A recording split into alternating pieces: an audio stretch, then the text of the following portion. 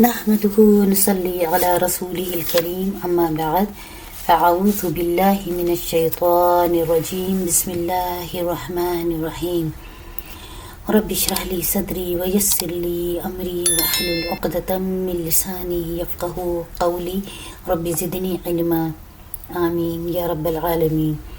سنن نسائی کتاب البیعہ باب ہجرت البادی سے یہ حدیث ہے. اخبرنا احمد بن عبد اللہ بن الحکم، ہم سے احمد بن عبداللہ بن حکم نے بیان کیا. قال، وہ کہتے ہیں حدثنا محمد بن جعفر، ہم سے محمد بن جعفر نے بیان کیا. قال، انہوں نے کہا حدثنا شعبہ، ہم سے شعبہ نے بیان کیا. عن عمرو بن مرہ عن عبد اللہ بن الحارث، عمر بن مرہ کی روایت ہے عبداللہ بن حارث کی سند کے ساتھ. عن ابی کثیر عن عبداللہ بن عمرو وقال، انہوں نے ابو کثیر سے روایت کی ہے عبداللہ بن عمرو رضی اللہ عنہما کی سند سے. انہوں نے کہا قال رجل، ایک شخص نے کہا یا رسول اللہ، اے اللہ کے رسول محمد صلی اللہ علیہ وسلم، ای الحجرت افضل، کون سی ہجرت زیادہ بہتر ہے؟ قال، رسول اللہ صلی اللہ علیہ وسلم نے فرمایا ان تہجرا، یہ کہ وہ تمام چیزیں چھوڑ دو، ما کرہ ربک عز وجل، جو تمہارے رب کو ناپسند ہے. مراد یہ ہے کہ حقیقی ہجرت یہ ہے کہ اللہ سبحانہ و تعالیٰ نے جن چیزوں سے ہمیں روکا ہے ان کا چھوڑ دینا ہی ہمارے حق میں بہتر ہے. یعنی ہمارا اپنی ظاہری اور باطنی برائیوں کو ترک کر کے شر سے خیر کی جانب منتقل ہو جانا ہی افضل ترین ہجرت ہے جو اللہ سبحانہ و تعالیٰ کو پسند ہے. دیکھیے، ہجرت کے معنی ہی ایک جگہ سے دوسری جگہ منتقل ہونے کے ہیں. یعنی جب ہم اپنے رب کی ناپسندیدہ چیزوں سے دور ہو رہے ہوتے ہیں تو ہم شر سے جدا ہو کر خیر کی طرف آتے ہیں. مطلب یہ ہے کہ ہم جب برائی سے جدا ہوتے ہیں اور اچھائی کی طرف قدم بڑھاتے ہیں تو اپنے رب سبحانہ و تعالیٰ کو راضی کرنے کے لیے، تو حقیقتاً ہم آخرت کو نقصان پہنچانے والی چیزوں کو چھوڑ رہے ہوتے ہیں. اور اس کے صلے میں اللہ سبحانہ و تعالیٰ جو کچھ ہمیں عطا کرتے ہیں وہ سورۃ التوبہ کی آیت نمبر 120 میں موجود ہے. ان اللہ لا یضیع اجر المحسنین، بے شک اللہ ضائع نہیں کرتا ہے اجر نیکوکاروں کا. اللہ سبحانہ و تعالیٰ کے یہاں نیک کام کرنے والوں کا حق کبھی بھی مارا نہیں جاتا ہے. مراد یہ ہے کہ اخلاص کے ساتھ جب ہم نیکی کرتے ہیں تو اس کا ثواب ہمیں ضرور ملے گا اور ہماری نیکی کرنے کا بدلہ ضرور دیا جائے گا. حدیث سے ہمیں اس بات کا علم بھی ہوتا ہے کہ صحابہ کرام رضی اللہ عنہ ہمیشہ اس جستجو میں لگے رہتے تھے کہ اللہ سبحانہ و تعالیٰ کو راضی کرنے کا افضل عمل کیا ہے. اور صحابہ کرام رضی اللہ عنہ اللہ تعالیٰ کے پسندیدہ باتوں کو اپنانے میں ہرگز بھی تاخیر نہیں کرتے تھے، بلکہ تیزی کے ساتھ نیکی کرنے کے لیے دوڑتے چلے جاتے تھے اور نیکیوں میں سبقت بھی حاصل کرنے کی کوشش کرتے تھے. یہی سب کچھ ہمیں بھی کرنا چاہیے. اللہ سبحانہ و تعالیٰ نے سورۃ المؤمنون آیت 61 میں مومنوں کی صفت کچھ اس طرح بیان کی ہے. اولئک یسارعون فی الخیرات، یہی لوگ بھلائیاں کرنے میں جلدی کرتے ہیں. وہم لہا سابقون، اور وہ ان کی طرف سبقت لے جانے والے ہیں، یعنی نیکیوں کی طرف سبقت لے جانے والے ہیں. دیکھیے، اللہ سبحانہ و تعالیٰ ہمیں اس بات کی ترغیب دے رہے ہیں اس آیت میں کہ ہم میں سے ہر ایک کی زندگی کا مقصد یہی ہونا چاہیے کہ نیکیوں کے کام میں ہم دیر نہ کریں. دیکھیے، انبیاء علیہ السلام کی یہی صفت تھی کہ وہ بھلائی کے کاموں میں جلدی کرتے تھے، اور یہاں مومنوں کی بھی یہی صفت بتائی گئی ہے. اس لیے اعمال صالح کا تقاضا بھی یہی ہے کہ ہم نیک عمل میں تاخیر نہ کریں اور برائی سے بچنے میں جلدی کریں۔ مثال کے طور پر اللہ سبحانہ و تعالیٰ کو جھوٹ بولنا سخت ناپسند ہے، اور ایسے شخص سے اللہ سبحانہ و تعالیٰ نفرت کرتے ہیں، یعنی جھوٹ بولنے والے سے۔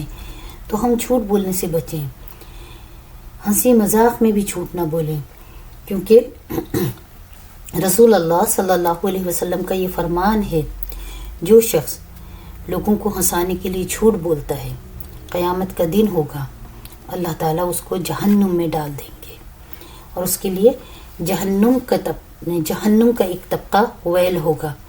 پھر 3 بار رسول اللہ صلی اللہ علیہ وسلم نے فرمایا، پھر وہ ویل میں ہی رہے گا، وہی اس کا ٹھکانہ ہوگا جہاں پر اس کو عذاب دیا جائے گا۔ اب دیکھیے جھوٹ بولنے والے کا کس قدر ہولناک انجام ہے۔ سورہ آل عمران آیت نمبر 61 اللہ تعالیٰ فرماتے ہیں، لعنت اللہ علی الکاذبین، جو لوگ جھوٹ بولتے ہیں ان پر اللہ کی لعنت ہے۔ دیکھیے اس آیت کے آئینے میں ہمیں اپنے ایمان پر نظر ثانی کرنی چاہیے، ہمیں اپنا جائزہ لینا چاہیے کہ کیا ہم میں جھوٹ بولنے والی برائی ہے۔ اگر ہے تو ہمیں فوراً اس شر سے نجات حاصل کر کے ہمیں خیر کی طرف منتقل ہو جانا چاہیے، کیونکہ جھوٹ بولنے والے پر اللہ سبحانہ و تعالیٰ کی رحمت کے دروازے بند ہو جاتے ہیں اور گناہوں کا راستہ کھل جاتا ہے، کیونکہ شیطان اس کے لیے دنیا کو مزین کر کے اس کے سامنے پیش کر دیتا ہے۔ ایک اور چیز جس کو میں یہاں کوٹ کرنا چاہوں گی اور جسے اللہ سبحانہ و تعالیٰ نے حرام قرار دیا ہے اور اس سے بچنے کا ہمیں سختی کے ساتھ حکم دیا گیا ہے قرآن کریم میں، سود جیسی خطرناک برائی جس سے بچنا بے حد ضروری ہے، کیونکہ سود نہ صرف حرام ہے بلکہ سود لینے والے کے خلاف اور دینے والے کے خلاف اللہ سبحانہ و تعالیٰ کا اعلان جنگ بھی ہے، اور سود کے ناجائز ہونے کی شدت کو قرآن کریم میں واضح کر دیا گیا ہے۔ یعنی لین دین کے معاملے میں کسی ایک فریق کا قرض دے کر زیادہ نفع اس قرض پر حاصل کر لینا سود ہے، اور یہ حرام ہے۔ سود لینے اور سود دینے دونوں فریقین پر جو اس میں ملوث ہوں گے، دونوں کے لیے اللہ تعالیٰ نے اعلان جنگ کا اعلان کیا ہے۔ ہمیں برائی اور بھلائی دونوں کے درمیان موازنہ کر کے ایک حد تمی فیصلہ کرنا ہوگا، اور ایسی برائیوں سے جان چھڑانے کے لیے ہمارا ہمت سے کام لینا بہت ضروری ہے، جو ہماری آخرت کو خراب کرنے کا سبب ہے اور ہمیں دین سے دور کرتی ہیں، بلکہ ایمان کے لیے بھی بہت بڑا خطرہ ہے، کیونکہ وقتی طور پر نفع کی لذت مستقل طور پر آخرت اور دنیا کے نقصان کا سبب ہے۔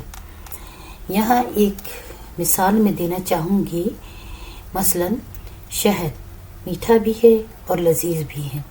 اگر ہمیں اس بات کا علم ہو جائے کہ شہد کے اندر کوئی ایسی چیز ملی ہوئی ہے جو ہماری زندگی کے لیے نقصان کا سبب ہے، تو کیا ہم پھر بھی شہد کی لذت کو محسوس کریں گے؟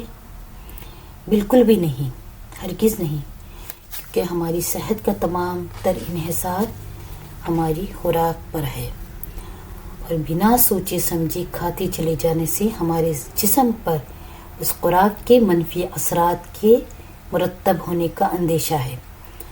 تو ایسی عادات سے ہمیں محتاط رویہ اختیار کرنا چاہیے جو ہمارے لیے در حقیقت نقصان دہ ہیں۔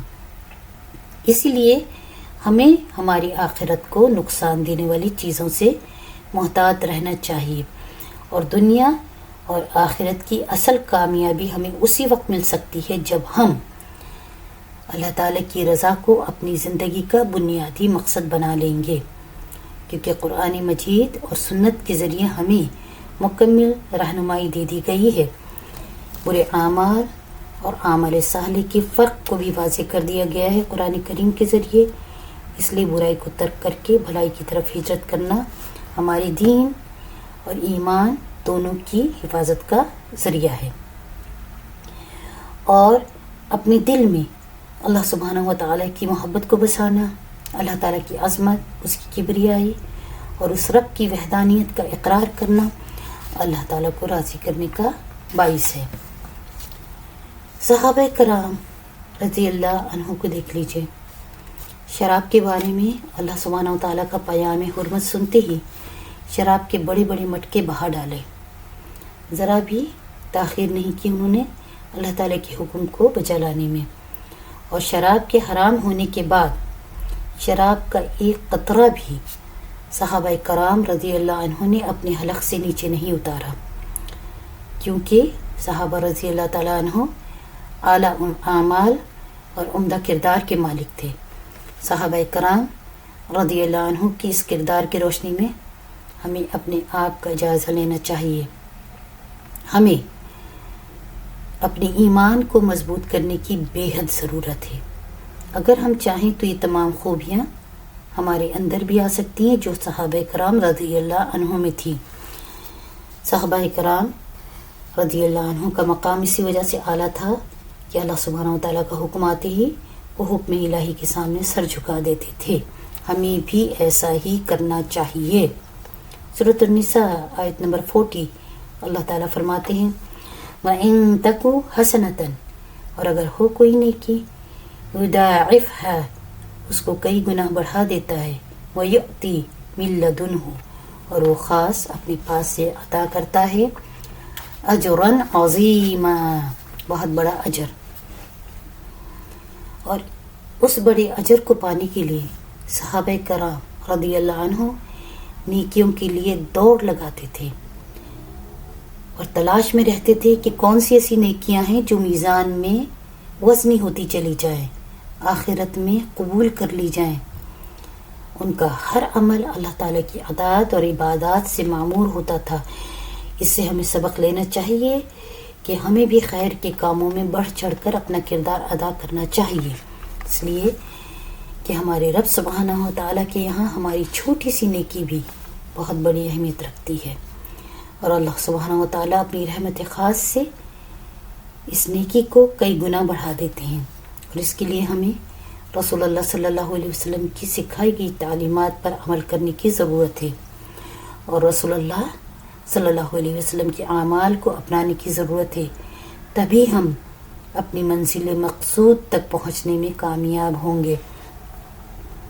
سنن نسائی کتاب الزکاة باب جہد المقل، عبداللہ بن حبشی الخزعمی سے روایت ہے کہ رسول اللہ صلی اللہ علیہ وسلم سے پوچھا گیا فَأَيُّ الْحِجْرَةِ أَفْضَلُ، کون سی ہجرت افضل ہے؟ قال من حجر ما حرم اللہ عز وجل، فرمایا رسول اللہ صلی اللہ علیہ وسلم نے ایسی ہجرت جو اللہ کی حرام کی ہوئی چیزوں کو چھوڑ دے۔ اور یہی حدیث سنن نبی داؤد کتاب تفریق ابواب الوطر میں موجود ہے۔ جب ہم اللہ تعالیٰ کی رضا کے مطابق پاکیزہ چیزوں کو اپناتے ہیں، پاکیزہ چیزوں کا انتخاب کرتے ہیں، انہیں اختیار کرتے ہیں، تو اللہ سبحانہ و تعالیٰ ان میں نہ صرف برکت عطا کرتے ہیں بلکہ ہمیں نیک اعمال کی توفیق بھی ملنا شروع ہو جاتی ہے، اور یہ ہم پر اللہ تعالیٰ کی سب سے بڑی رحمت ہوتی ہے، کیونکہ رسول اللہ صلی اللہ علیہ وسلم نے ہمیں یہ تعلیم دی ہے کہ حرام چیز خواہ کم ہی کیوں نہ ہو، ہم حلال مال میں اسے شامل کرنے سے بچتے رہیں، کیونکہ یہ ذرہ بھر حرام چیز کی ملاوٹ انسان کی زندگی بھر کی عبادات اور دعاؤں کی قبولیت کو روکے رکھتی ہے۔ کتاب الایمان صحیح مسلم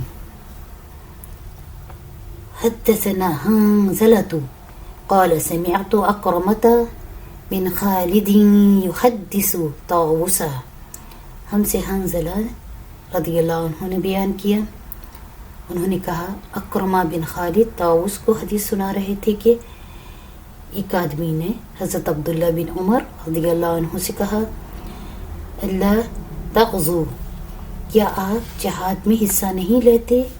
فقال عبداللہ ابن عمر رضی اللہ عنہ نے جواب دیا انی سمعت رسول اللہ صلی اللہ علیہ وسلم یقول، بلا شبہ میں نے رسول اللہ صلی اللہ علیہ وسلم سے سنا، آپ صلی اللہ علیہ وسلم فرما رہے تھے ان الاسلام بنی علی خمس، اسلام کی بنیاد 5 چیزوں پر رکھی گئی ہے۔ شہادتی اللہ الہ الا اللہ، گواہی دینا کہ اللہ کے سوا کوئی معبود نہیں، وإقام الصلاۃ، اور نماز قائم کرنا، وإیتاء الزکاۃ، اور زکوٰۃ ادا کرنا، وصیام رمضان، اور رمضان کے روزے رکھنا، وحج البیت، اور بیت اللہ کا حج کرنا۔ تو اس سے ثابت ہوا کہ اللہ کی کتاب بھی ہمارے سامنے ہے اور سنت بھی ہمارے سامنے ہے، یعنی ہمارے پاس ہے۔ تو ہمیں کرنا یہ چاہیے کہ قرآن مجید کی صورت میں جو کتاب، جو احکامات ہمیں دے دیے گئے ہیں، اور تعلیم نبوی کی ذریعے جو احکامات رسول اللہ صلی اللہ علیہ وسلم نے ہمیں دیے ہیں، ہم ان پر استقامت کے ساتھ عمل کرتے ہوئے جمے رہیں اور فضول باتوں سے بچتے رہیں۔ دیکھیں، ہمیں سورۃ البینہ کی آیت نمبر 5 پر بھی غور کرنا چاہیے۔ وما امروا الا لیعبدوا اللہ، اور انہیں اس کے سوا کوئی اور حکم نہیں دیا گیا کہ وہ اللہ کی عبادت کریں، اس طرح کے مخلصین لہ الدین، اپنے دین کو اس کے لیے، یعنی اللہ تعالیٰ کے لیے خالص کر لیں۔ اور ہمارا دین اسی وقت ہمارے رب کے لیے خالص ہو سکتا ہے جب ہم اللہ سبحانہ و تعالیٰ کی رسی قرآن مجید کو مضبوطی کے ساتھ تھام لیں گے اور سنت پر عمل کریں گے، کیونکہ سورہ آل عمران آیت نمبر 103 میں اللہ تعالیٰ فرماتے ہیں وَاعْتَصِمُوا بِحَبْلِ اللَّهِ جَمِيعًا، اور اللہ کی رسی کو سب مل کر مضبوطی سے تھامے رکھو۔ یعنی اللہ تعالیٰ کے لیے مخلص ہونے کے لیے اللہ کی رسی مضبوطی سے تھامنا ضروری ہے۔ یعنی جب ہم صراط مستقیم کی طرف دوڑ لگاتے ہیں تو ہم اللہ سبحانہ و تعالیٰ کی حفاظت میں آ جاتے ہیں۔ اللہ سبحانہ و تعالیٰ کی رسی قرآن مجید ہے۔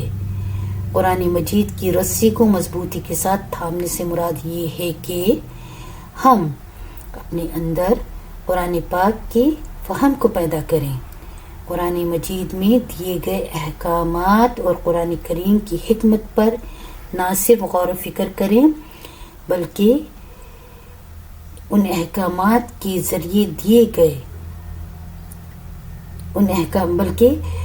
اس کے ذریعے دیے گئے قرآن کریم کے ذریعے دیے گئے احکامات کو سمجھیں، کیونکہ وہی لوگ عقل مند ہوتے ہیں جن کی سوچ، جن کا مقصد اور جن کے نظریات آپس میں ہم آہنگ ہوں، تو ہی وہ ایک پلیٹ فارم پر جمع ہوں گے۔ اور ہم سب کا قرآن اور سنت کے احکامات پر متفق ہونا بے حد ضروری ہے۔ رسول اللہ صلی اللہ علیہ وسلم نے فرمایا میں تمہارے درمیان ایسی عظیم الشان چیزیں چھوڑ کر جا رہا ہوں کہ تم نے جب تک ان کو مضبوطی کے ساتھ تھامے رکھا تم کبھی گمراہ نہیں ہوگے۔ ایک اللہ کی کتاب، دوسری میری سنت، سو ان دونوں کو مضبوطی کے ساتھ پکڑ لو۔ یہ ہمارے لیے رسول اللہ صلی اللہ علیہ وسلم کی دی گئی اتنی بڑی تعلیم ہے جس پر عمل کرنا ہمیں ضروری ہے۔ تو ہمیں کرنا یہ چاہیے کہ ہم قرآن و سنت کے مطابق نیکی اور بھلائی کے کاموں میں ایک دوسرے کے لیے مددگار بن جائیں، اللہ سبحانہ و تعالیٰ کی ناپسندیدہ چیزوں سے دوری اختیار کریں۔ مثال کے طور پہ وقت کی قدر نہ کرنا، یعنی فضول قسم کی باتوں میں وقت کو برباد کر دینا، فضول خرچی، یا حرام جگہوں پر مال خرچ کرنا، جھوٹ بولنا جس سے آپس میں اختلاف پیدا ہو۔ نبی کریم صلی اللہ علیہ وسلم نے فرمایا ہماری اصلاح کے لیے من حجر ما حرم اللہ عز وجل، تو ہمیں مکمل طور پر اللہ سبحانہ وتعالیٰ کی ناپسندیدہ چیزوں کو چھوڑ دینا ہے، یعنی شر سے خیر کی طرف ہجرت اور حرام چیزوں کا ترک کرنا ہمارے لیے بہترین ہجرت ہے۔ اور اس کے لیے ہمیں اپنے باطن پہ کام کرنا ہوگا، ہمیں اپنے باطن سے دوستی کرنا ہوگی۔ جب ہمارا باطن پاک ہوگا تو ہمارا ظاہر بھی محفوظ ہو جائے گا اور شر سے خیر کی جانب رواں دواں ہو جائے گا۔ دیکھیے یہ زمین، یہ آسمان، یہ کل کائنات، اس پر صرف اللہ سبحانہ وتعالی کی حکمرانی ہے۔ تو بھائی جس کی حکومت ہے اسی کی رضا کے مطابق عمل بھی ہونا چاہیے نا، تبھی تو آخرت میں کامیابی ہوگی۔ سورۃ الذاریات آیت نمبر 50 کے مطابق فَفِرُّوا إِلَى اللَّهِ، بس دوڑو اللہ کی طرف۔ تو ہمیں اللہ سبحانہ وتعالی کے احکامات اور ایمان کے تقاضوں پر عمل کرنے میں نہ صرف ایک دوسرے سے سبقت کرنے کی ضرورت ہے، بلکہ دینی معاملات میں ایک دوسرے کے معاون اور مددگار بھی بن جانا چاہیے، کیونکہ دین کے کاموں میں باہمی اتفاق کا ہونا ہی اللہ سبحانہ وتعالی سے مدد حاصل کرنے کا سبب ہے۔ دین کا علم حاصل کرنا ہمارا خاص مقصد ہونا چاہیے، اور اللہ تعالیٰ کا پیغام حاصل کرنے کے بعد لوگوں تک پہنچانا ہماری ذمہ داری ہے۔ وآخر دعواہم ان الحمد للہ رب العالمین۔